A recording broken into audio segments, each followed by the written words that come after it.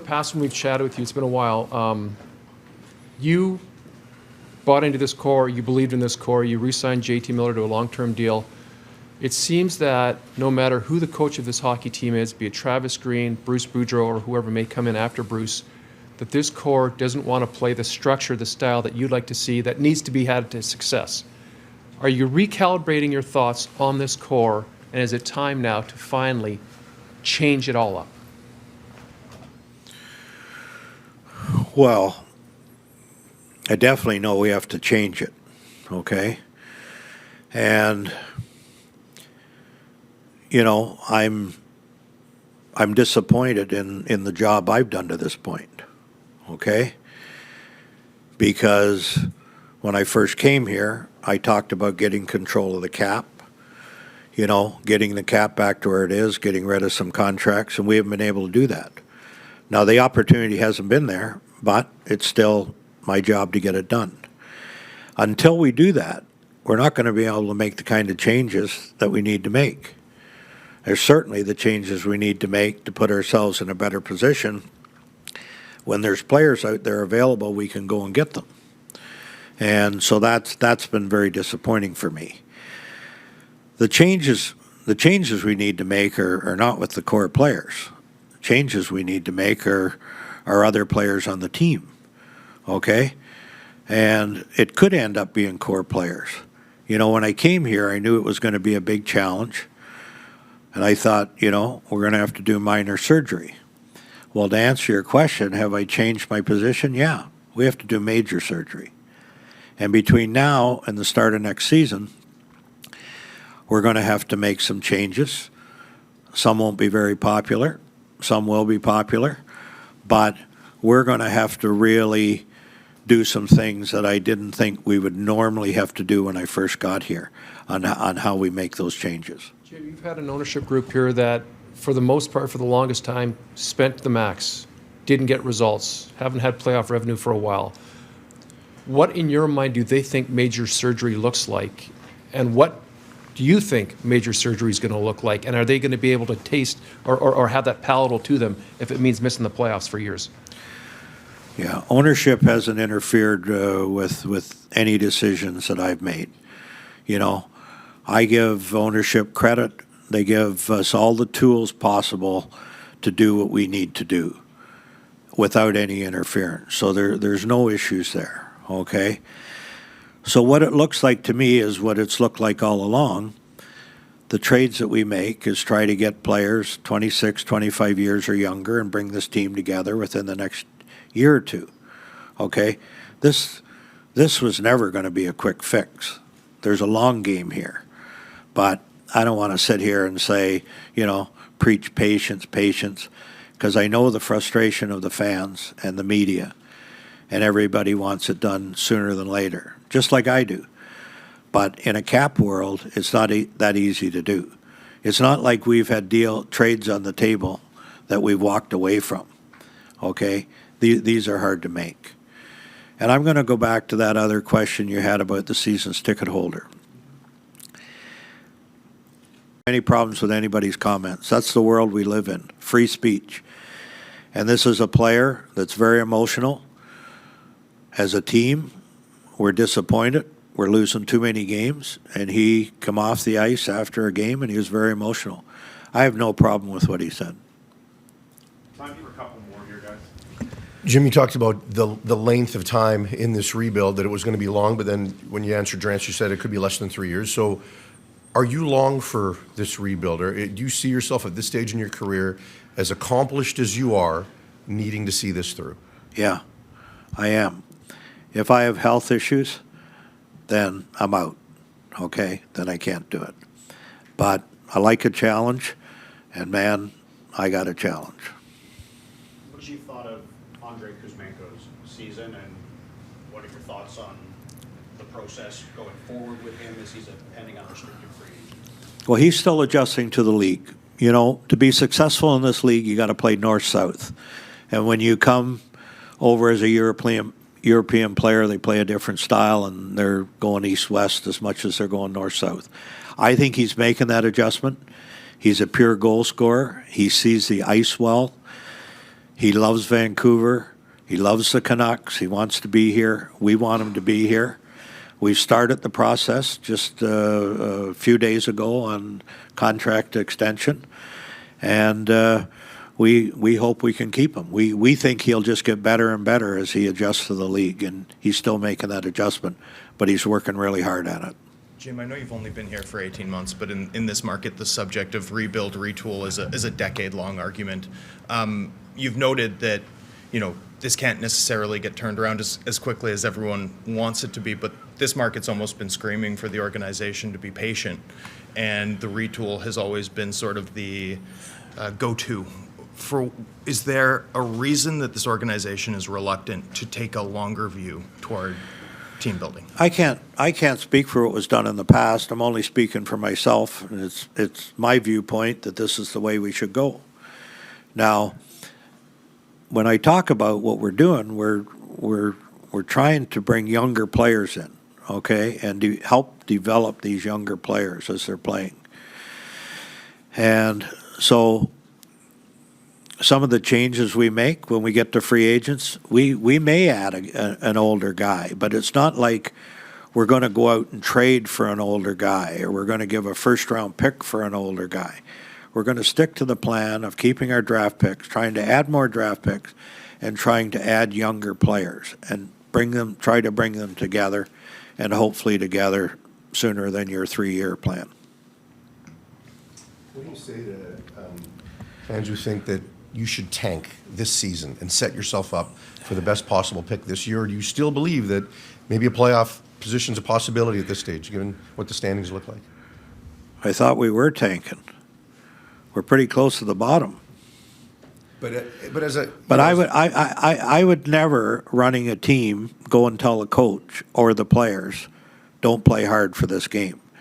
They have a job to do, to come to work every game and try to win that game. You want to ask a question? Well, but your decisions in terms of organizational moves you're making, how you set up the roster, that's a different story. Yeah, that's what I was going to say. Yeah. Okay. And so as we go into the second half, we can make different decisions as how we go about doing our business. I don't view that as tanking. The players have to play hard. The coach has to coach to win. But we also have to make decisions on where we're going in the future. Like one of the decisions that I think is working pretty well is sending some of those guys to Abbotsford. Putz Colson needed to get his confidence. Hoglander needed to work on his turnovers. Almond needed to just get some confidence, from an offensive point of view. And I'm really pleased with what's going on in Abbotsford. Can Demko be a part of that decision, keeping him out longer to maybe, work towards a better draft pick? I haven't thought about that. We want to make sure he's healthy, okay? But he's going to want to play. He's not here to worry about whether we get a better draft pick. I'll say the obvious. We want to, we'd all like to get the first pick overall if there's ever a year to get it, okay? But I get your point. Yeah. And you understand that I answer your question okay? Yeah, totally. Okay. Last one. There's no hurry. These guys, if you guys want to ask questions, you guys can ask questions. You can offer Pettersson a contract extension this offseason. How much concern is there? If he's that foundational piece, seeing the drama that's been around this team this year, how much concern do you have that he may not want to be here given all of this? I'm not concerned about that. We have regular communication with him and his agent to make sure he's comfortable with what's going on. And I don't have any concerns. Jim, I think when you look at teams that are able to quickly take a step forward and turn things around sooner rather than later, it involves teams that A, have cap space, and B, also have blue chip prospects that are ready to step into impact roles right away. And I think people, when you look at this organization, would say that this organization doesn't have much cap space, nor are there many blue chip prospects. So given that situation, why are you confident that you can turn this around quickly?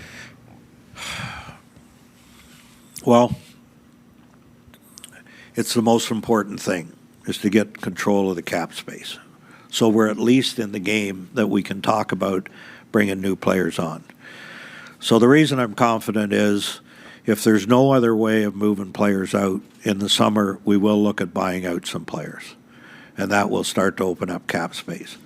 But a year from now, not next season, the cap's going to go up $4 or $5 million. It's going to start to loosen up, and some players' contracts will expire or we'll buy them out. So hopefully the players that we think we might buy out are have a good second half and they can contribute more to us. But there's players that are underperforming that need to be better. Jim, with Brock Boeser understanding where goals are scored in the NHL, which is down low, and rather than the hash marks, and he's been scoring of late down low, does that give you pause, or do you look at it from a perspective of if he's playing that well, there's a bigger return for him? I don't think it's fair that I talk about individual players, that whether I'm going to trade. Yeah. But in general, if you had to concept. use just some name that's not on our team being an easier George question, Washington, yeah, it would okay. be a more comfortable question to answer. So let's not use his name. But I get what you're But asking. in general, Yeah. player A, player B, Yeah. I mean, you can pretty much answer your own question. Yeah. I mean, the better the player plays, the better return. But some players, even the better they play, the contract may be more difficult to move to a certain team. Certain team may like a player, but he can't make him fit. Have you questioned, we know you've talked a lot about, we've heard structure with Bruce and whatnot. He's got 2 new assistant coaches. Are you seeing enough from them as well to help Bruce in playing the way that you want to see them play? Because clearly there's a message doesn't seem to be translating down to the ice enough. Yeah, I think- judging by the competition side that you talked about. I think that's more a question for Bruce. He's the guy that has to be comfortable with his assistants. We have great concern about our penalty kill. We haven't been able to make that adjustment.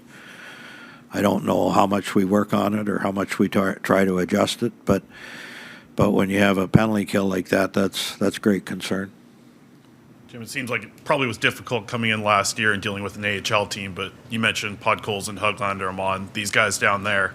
You've had a pretty good track record of developing guys in the AHL in your career. How different is your view today than it was the day that you came in here with the AHL team? Oh, it's different. I really like what's going on. And the Sedins spend a lot of time down there and take great pride in it. And Jeremy Colton's doing a good job as far as developing the players, making players better.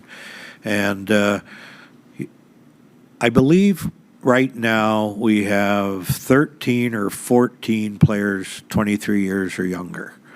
And that's a good place to be in an organization. Eventually, we're going to get some of those players out of there and get them up here. So we're making some strides there. We got a long ways to go. We don't have enough prospects in the pipeline, so that does take a little time. But we're making some good strides there. You mentioned Tucker Pullman and his potential LTIR status long-term earlier. I know there's privacy issues with health, but is there any sort of timeline with him or any potential to come back this season? I don't think there's any potential to come back this season. He's got a contract beyond this. I thought we would have known by now, but he's gone to have several different opinions, which is the right thing for him to do. Specialists all over North America. And I would like to think that, this could be brought to a head fairly soon, that we know what his future is. Jim, everyone remembers 2016 and 2017 in Pittsburgh, but I'd imagine a lot of people don't necessarily remember 2015, your first season where the club lost in 5 games in the playoffs, and perhaps things hadn't gone according to plan with it sort of switching halfway through your second year with the Mike Sullivan hire. You brought in a new coach. Do you see any analogies from what you experienced there in your first cycle at the head of the Penguins organization with what you're living through currently, which can't be easy running this club? Any comparisons? We actually had to make the playoffs the last game of the season that year. I think we finished with 98 points. Yeah, I do, because there were some changes that that had to be made, which were a little bit difficult, once we got over that hump of accepting some of the different things that we had to do, we went on a pretty good run after that.